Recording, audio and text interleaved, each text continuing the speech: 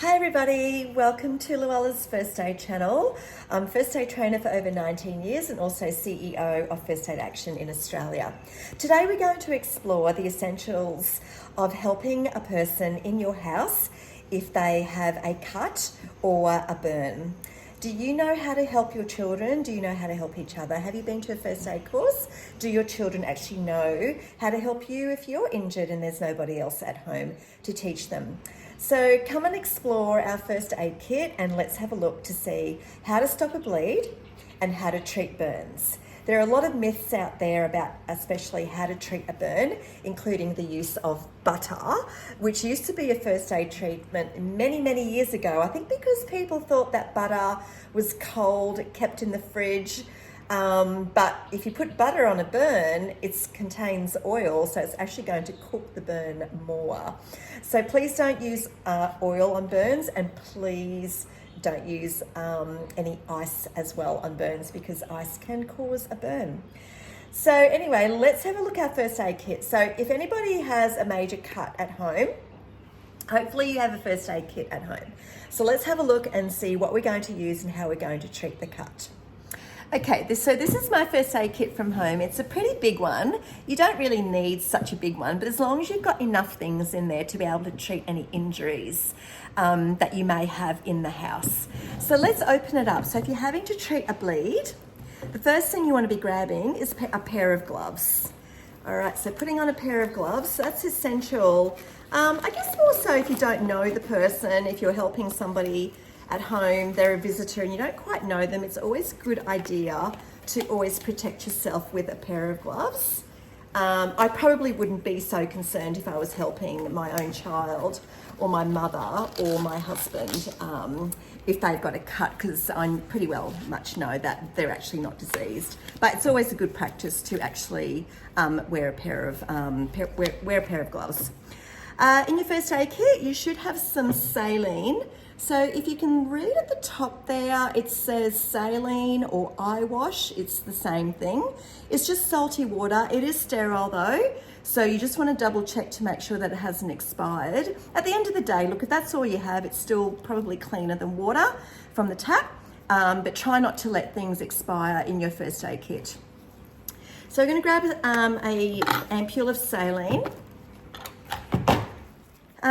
So if the wound is very dirty, you might just want to give it a clean with the saline. But if the wound is very deep and you want to try and stop bleeding very quickly, you can either use one of these thick pads in your first aid kit, or you should have probably lots of triangular bandages in there, which can also be used as a pad. So you can double that up and use it as a pad.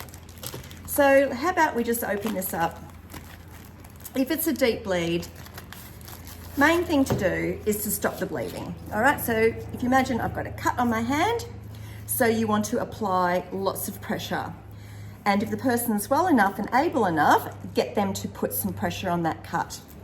While we grab a bandage in the first aid kit, let's have a look. Here we go. All right, so open up the bandage. On one of my previous videos, I do have a video there about how to apply a bandage, and I say about the toilet roll method. And the toilet roll method is that if you hang the toilet paper off the wall, like the hotels do, so it rolls off, when you're putting a bandage on, it's always better if you can do it the other way, so you actually bandage the roll the bandage around the limb. Not that it really matters. It does give you better pressure when you do that though, and also you've got better control when you actually roll that bandage that way. At the end of the day, we just want to stop a bleed. So when you're bandaging, you apply, in Australia, we teach just direct pressure. So applying pressure to the wound, making sure that you're not cutting off the person's circulation. So you're looking for any blueness or numbness in the fingertips. If they're complaining they can't feel their fingers, you can see the fingertips are actually changing colour. Then obviously you're going too tight and you'll need to redo the bandage. There's no rocket science really, as long as you've got direct pressure where the cut is and you're also covering the edges of the pad so the pad doesn't actually slip out when you're bandaging. So applying direct pressure, a lot of bandages now don't come with any clips, so I just tend to tuck it in, make sure it's nice and secure, and get them to keep their hand nice and still. Obviously, if it needs medical treatment, that, you obviously either call an ambulance if they're starting to go into shock, or if it's a really bad bleed, then call the ambulance and follow advice about what to do. We check the wound after a minute or two. If you happen to see blood coming through the first pad and bandage, then we say to apply a second pad and bandage. A little bit more pressure, but just making sure that you're not cutting off the circulation in their fingers as well. All right, so stopping bleeding is simply apply pressure, and we say immobilize and stop their hand from moving. I have got other videos on my YouTube to show you how to use slings, but they can either hold it still themselves or hold it against their body and keep the hand nice and still. So that is how we stop bleeding. So teach your kids how to do that, because one day, they might have to help you in an emergency. So it's always great if we can teach our kids how to help others in emergency, and one day they may actually have to help you. So apply pressure and what we call immobilize. Shirts are always great too. If you can't remember how to do a sling, then use their shirt to immobilize. If the person goes into what we call shock, shock is where they can feel sick, they can feel dizzy, a person can pass out from shock. It's just the body trying to protect the body's own vital organs. So if they go pale, they feel what we call clammy or sticky, best thing to do is definitely call an ambulance, but you lay them down. And in your first aid kit, you also have what we call a shock blanket, and a shock blanket looks like that. And that's pretty much like alfoil, I guess, but it's good alfoil. It won't rip it quite easily. Use that to keep them nice and warm, all right, if they are into shock.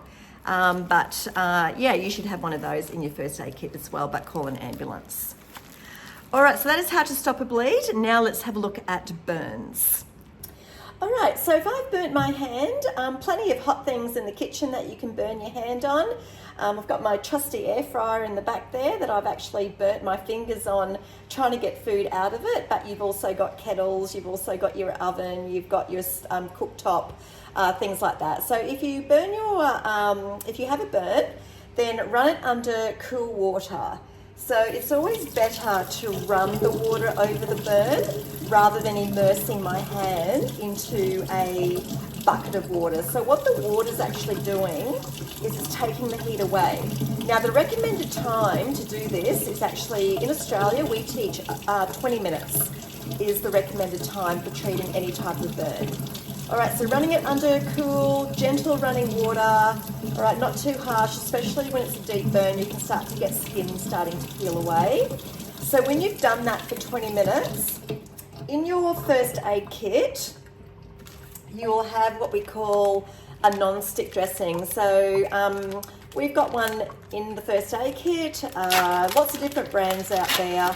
But what makes it non-stick is that, I'm not quite sure if you can see that there, but it's got a shiny side, like a plastic side, and that's the non-stick side that you put onto burns, or you can use it for minor cuts. So that's to protect the burn, especially if the skin is broken, it becomes quite prone to any infection. So use a non-stick dressing. At the end of the day, you can also maybe use a clean cloth and wet it, or a tea towel and wet it, if that's all you have. And if it's a really bad burn, then you would seek medical advice or need to call the ambulance if it's really bad.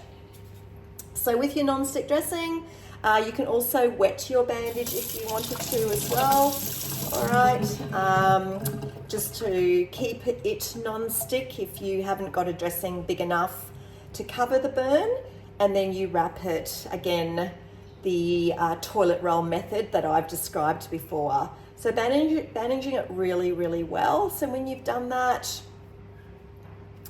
then I'm just going to pretend that I've done all of that. All right, so bandage it, and again, keep it nice and still. So 2 easy lessons today in first aid to empower your family, yourself, your mother, your dad, granddad, right? Your children. How amazing would it be that your children know how to do these vital skills to be able to help you, to be able to help their gran or granddad, or perhaps maybe they've got a friend over for sleepover and they end up with a cut or a burn. So like and subscribe for more first aid tips, and check out a lot of other videos that I have on first aid on the channel, and we'll see you next time. Okay, bye.